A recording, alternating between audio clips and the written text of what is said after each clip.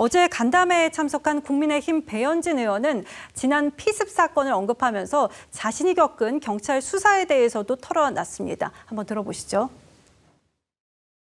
김진주님만큼은 아니겠지만 저도 무차별적으로 제가 한 거 하지 못하는 수준의 폭행을 당했고, 어떤 경찰관께서 저의 그 진술조사는 피해자 진술조사였기 때문에 굉장히 신중하게 보안을 다뤄야 하는 문제임에도 불구하고 그것을 본인의 개인 블로그에 마치 소설처럼 픽션으로 게재를 해서 제가 그 일을 완벽히 바로잡지 못했고요. 국민들께서 보시기에 국회의원이라는 자리는요, 힘이 없어 보이는 자리는 아닙니다. 나는 아니겠지.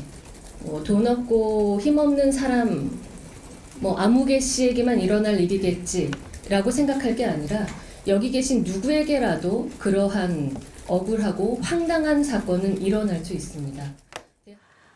네, 그 누구든 억울한 일을 당할 가능성이 있다, 이렇게 말을 하고 있는 건데 이걸 좀 따져봐야 될 것 같습니다. 억울한 범죄 피해를 당했을 때 우리는 어디로 가야 될까? 이 부분을 한번 살펴봐야 될 것 같은데, 폭행이나 절도, 단순 사기 이런 거는 그냥 경찰서로 가면 될 것 같습니다. 그런데 위원님, 제가 만약에 보이스피싱을 당했어요. 그렇다면 이거는 경제 범죄에 들어가는 거잖아요. 그럼 이거는 경찰이 아니라 중수청을 가야 되는 거예요? 어디 가야 되는 거예요? 지금 그 부분에 대해서만 말씀을 드리면, 원래 이제 보이스피싱이라는 그 사기 사건이 있잖아요. 이 사기 사건은, 일반적인 사기 사건은 경찰로 일단은 갑니다. 그런데 그 액수가 5억 원이 넘을 경우에는 이게 중대 범죄가 돼가지고서 아마 중수청으로 가도록 그렇게 돼 있나 본데, 이게 지금 아마 시행령이 규정이 되어 있는 것 같은데 그 시행령을 봐야 되는 것 같아요. 근데 어쨌든지 간에 이제 지금 이렇게 지금 수사기관이 중수청, 공수처, 그다음에 경찰 이렇게 나눠지게 되면서 당시에도 전문가들이 그런 지적을 했습니다. 아니, 지금 일반 그 국민 같은 경우에는 형사책이나 이런 부분에 대해서 솔직히 지식이 얕잖아요. 그런데 이 사람이 내가 어떤 사건을 당했을 때 대체 어디로 가야 되는지를 피해자가 판단해서 가도록 이렇게 만드는 게 얼마나 불친절하고 그게 잘못된 행정체계냐, 그런 부분에서 지적이 나왔었는데, 지금 앵커께서 말씀하신 그런 사례만 보더라도 지금 피해자가 자신의 피해 규모에 따라서 어디를 가야 되는지를 판단을 해야 된다. 물론 누가 도움을 받을 수 있겠죠. 경찰에 가면 안내도 해줄 것이고 중수청에 가면 또 안내도 해주고 이런 부분들이 기능은 있겠지만, 어쨌든지 간에 형사 피해를 당한 사람들한테 정부가 굉장히 불편하게 만들어놨다. 그다음에 불필요한 수고를 끼치도록 그렇게 지금 이 형사법 체계를 만들어놨다. 아주 복잡하게 만들어놨다. 이런 지적을 피하기가 힘들 것으로 생각이 됩니다. 네, 그러니까 아주 단순하게 내 주변에 지금 경찰이나 변호인이나 법조인들 없으면 이거 문제 어떻게 해결할까 싶기도 합니다.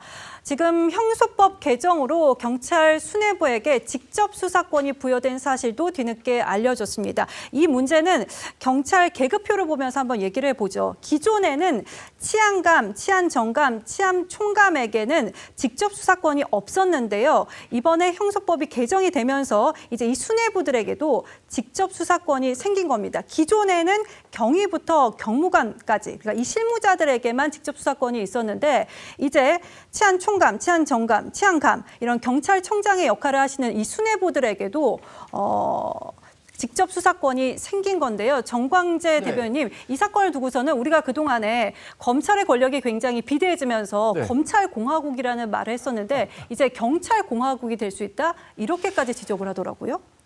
그러니까 여우를 피하니까 호랑이가 나온다고 지금 내용만 놓고 보면 검찰 권력이 비대하고 그 정치 검찰에 의해서 다양한 폐해가 있었기 때문에 정치 검찰이라는 검찰의 권력을 나누겠다고 했던 거 아닙니까? 그래서 정말 검찰은 어떤 권력도 남겨놓지 않았는데 그 권력이 그럼 다 어디로 갔느냐? 경찰에게 가는 거예요. 최근에 유시민 작가가 어느 방송에 나와서 이런 얘기했습니다. 절대 권력 100% 부패한다. 그런데 경찰 어떻게 되느냐? 절대 권력을 갖게 되는 겁니다. 지금 형사소송법 개정과 관련해서 김용민 의원이 노무현 전 대통령이 남겨놓은 숙제를 이제 다 하게 됐다. 이런 식의 그 포스팅을 했어요.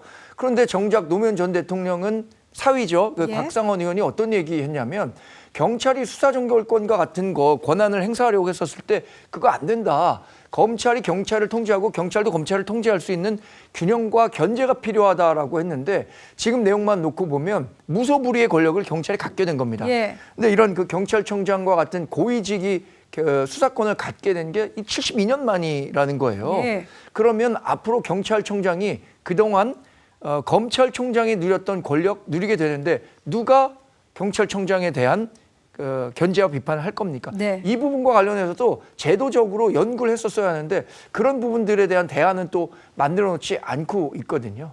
네, 김진욱 최고위원님, 그러니까 지금 정광재 대변인께서 지적을 해주셨는데 이제 경찰 수뇌부까지 직접 수사를 하게 되면은 견제나 감시는 누가 하게 되느냐 이게 또 남게 되는 것 같습니다. 근데 이 말씀을 좀 드려야 될 것 같아요. 1954년도에 형사소송법이 만들어졌지 않습니까?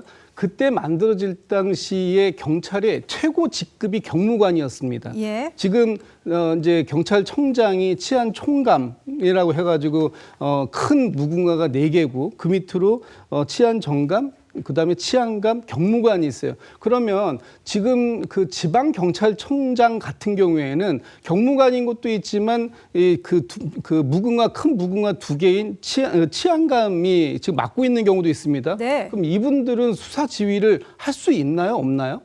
이런 문제들이 발생하기 때문에 현실적으로 이 부분들에 대한 문제를 이번에 그냥 정체적으로 정리해서 모든 이 경위 이상은 수사권을 가질 수 있다. 이렇게 그냥 정리를 한 겁니다. 마치 새로운 것을 만들고 지금 이 경찰 수뇌부가 이 수사를 개별 수사를 다 일일이 하는 것처럼 이렇게 말씀하시는 건 좀 호도하는 부분이 있고 개별 수사를 담당하고 있는 일선의 수사관들이 보고해서 올라오는 것들에 대한 수사 지휘를 할 수 있다. 이런 정도로 이해하시는 게 맞는 표현이다. 저는 그렇게 생각합니다.